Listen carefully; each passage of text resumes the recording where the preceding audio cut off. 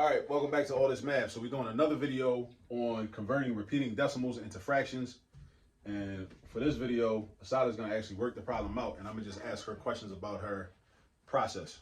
And then she's going to explain what she's doing step by step and why she's doing it. All right, so we're about to do number 3. I already did a video on number 1. I did a video on number 2. And now we're on number 3. And then I'm going to do videos on numbers 4, 5, and 6. All right, so set him up. Stay hydrated.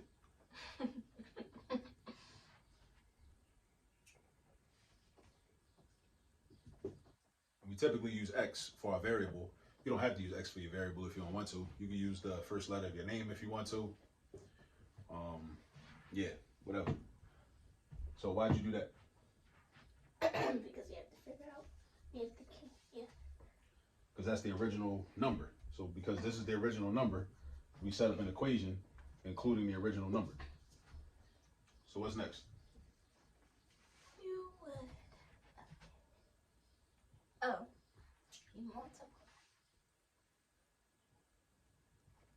I think you want to move whatever's repeating. Well, actually, every digit that's to the right of the decimal point, you want to move it to the left of the decimal point. Everything to the left, to the left, to the left. Like Beyonce said. Everything to the left. That's a good way to remember that.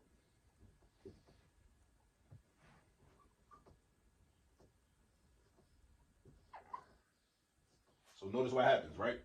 If you multiply, even if you put this in a calculator, 0.05050505050505, right? And you multiply it by 100, you would get this number right here, 5.05. And because we multiplied this by 100, we also have to be balanced. Whatever we do on the right side, we also do on the left side. So that's where the 100x comes from. Because if I multiply the right side by 100, I get this. If I multiply the left side by 100, I get this, 100x. So that's your equation. So now what's your next equation going to be? Because we always need 2 equations. Subtract. Subtract what equation though? We need another equation that we're going to subtract. What's the equation going to be?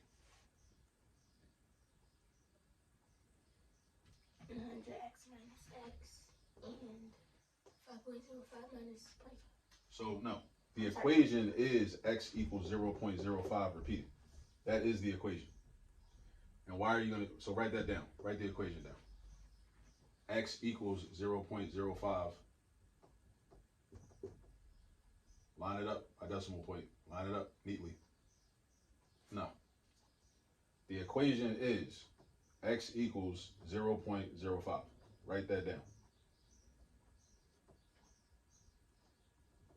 Repeating. Put the 0. All right, now, why did you use this equation? Sometimes you use the original equation we started with. Sometimes you got to create another equation. Like we might have to create a different equation like 10x equals whatever. Or 1000x equals whatever. Right? Why did you use this one? So you cancel out. Because all we want to do is cancel out what repeats on the right-hand side. Look how it's set up. This is like a puzzle. A lot of math is just a puzzle.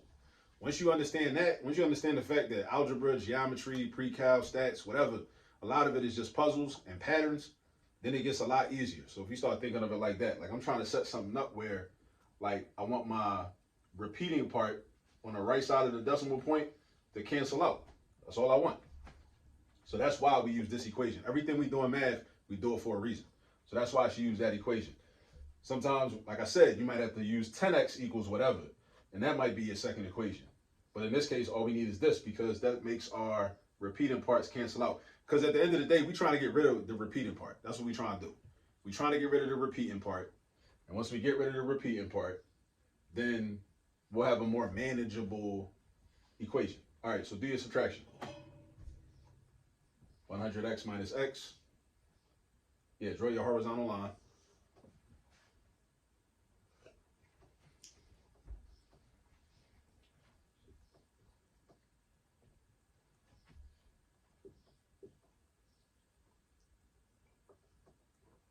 Now, how's this 5? Because 0.05, 05, 05, 05, and 0.050505, doesn't it make sense that those are going to cancel out? Those parts are going to cancel out. Everything to the right of the decimal point is going to cancel out because everything's the same. You're leaving you with just 5 minus 0, which is 5. Now, how do you solve this equation? 99x equals 5. How do you solve that? Divide. Divide what? By what? Divide 99x by 99 and 5. Right, you divide by 99. You don't divide by x because you're not trying to get rid of x. You only divide by what you're trying to get rid of. We're trying to solve for x. We want x by itself. So that means we got to get rid of 99. So we're going to divide by 99. We divide by 99 on the left side. We divide by 99 on the right side. Make it happen.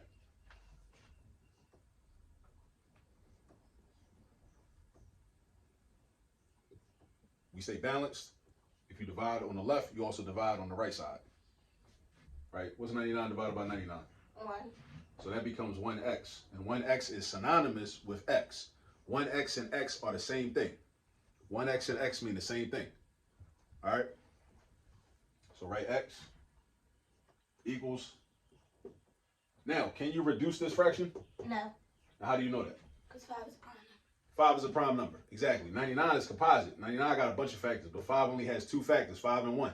When one of your numbers is prime, you won't be able to reduce unless, no, that's not true.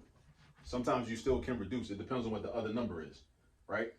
But the common factor between 5 and 99 is 1. Once your common factor is 1, you can't reduce nothing. Because all you would be doing is dividing each number by 1. And if you do that, you're going to end up with the same thing. So you can't reduce 5 99ths. So the final answer is 5 99ths. All right? Good job, Assata. Shout out to her. She was paying attention in the last video, I could tell. All right? Anything you want to say? Bye-bye. Bye. All right. So apparently she was paying attention. Cool. See y'all on the next video.